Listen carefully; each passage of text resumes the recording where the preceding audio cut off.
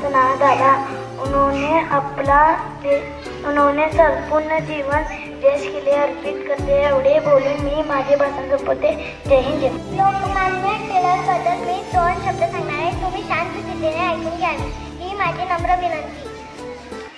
बाल गंगाधर तिलक का जन्म 23 जुलाई 1856 में हुआ।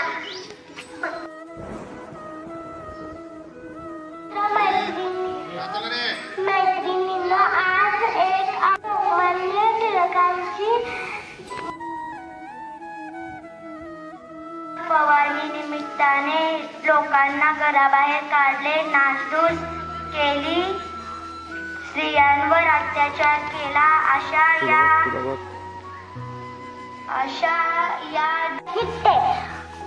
अध्यक्ष महाजन, गुरुजन आणि उपस्थित सर्व माझ्या बालमित्र मैत्रिणींनो, आज 1 ऑगस्ट लोकमान्य टिळकांची पुण्यतिथी।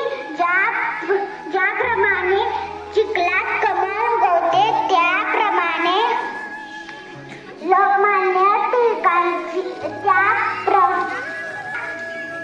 जन्म रत्नागिरी जिल्ह्यातील चिखली या गावी 23 जुलै 1856 रोजी झाला।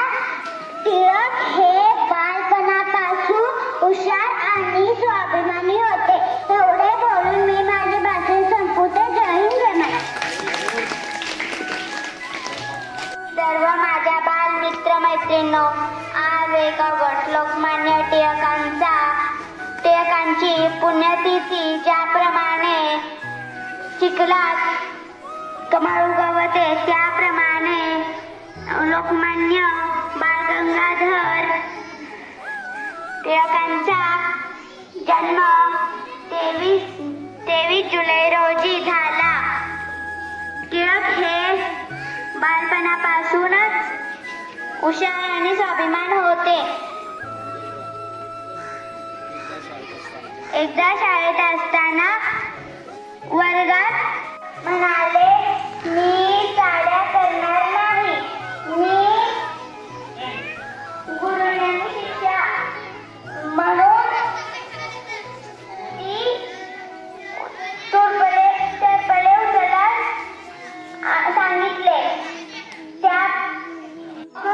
Born on 23 July 1856 at Chikhli, Maharashtra, he was from a loyal family, but his father was a school teacher. He did his schooling from Pune High School and then joined the Deccan College.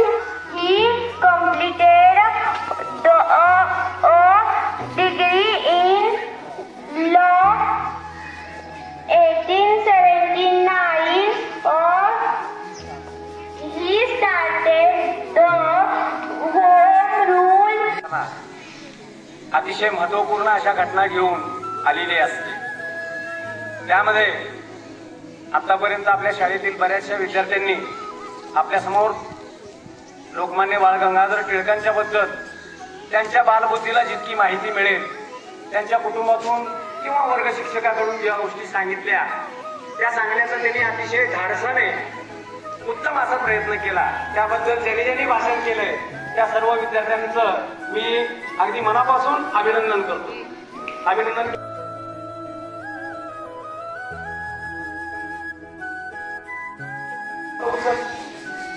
त्यावेळेला टिळकांनी सांगितलं, मी शेंगात खाल्ल्या नाही तर डबकलं मी कशाला उचलू।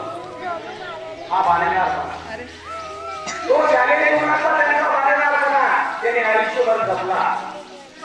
आपण मोठ्या उत्साहाने गणेशोत्सव साजरा करतो। गणपती बाप्पा करतो का नाही? 10 दिवसात काही दिवसानंतर आपल्या गणरायाचा आगमन होणार आहे। त्या गणेश उत्सवाची सुरुवात करण्यामागचा टिळकांचा हेतू हा होता की लोकांनी आपल्या एकत्र आलं पाहिजे, एकमेकांच्या विचारांची देवाणघेवाण झाली पाहिजे.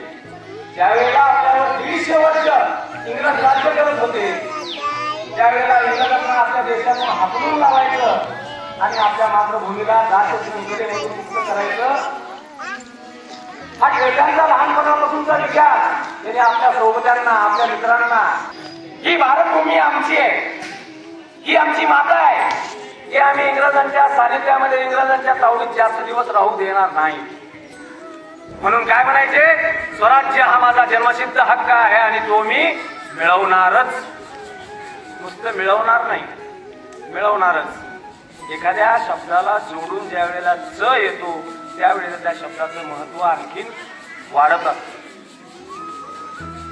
एखादं काम तुम्हाला सांगितलं ते काम मी करणार, पण हे काम मी करणारच असं ज्या वेळेला आपण म्हणतो त्यावेळेला त्या कामाचा आपण निश्चय केलेला असतो, आपल्या मनाची पक्की गुणगाठ बांधलेली असते, आपण ठरवलेलं असतं.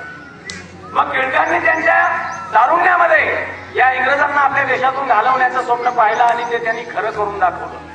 म्हणून आपल्या देशाला स्वातंत्र्य 15 ऑगस्ट 1947 ला मिळालं. म्हणून 15 ऑगस्ट हा दिवस आपण काय म्हणून साजरा करतो, स्वातंत्र्य दिन म्हणून साजरा करतो. मित्रांनो, या तुमचा इतिहास अंगावर शहारे आणणार आहे, रोमांचकारी आहे.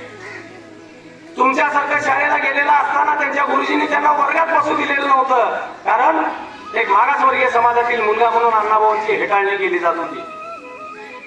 शिक्षणापासून आपण वंचित राहायचं नाही म्हणून वर्गाच्या बाहेर बसून अण्णाभाऊंनी शाळा शिकली. आणि शिकली किती, फक्त 1.5 दिवस.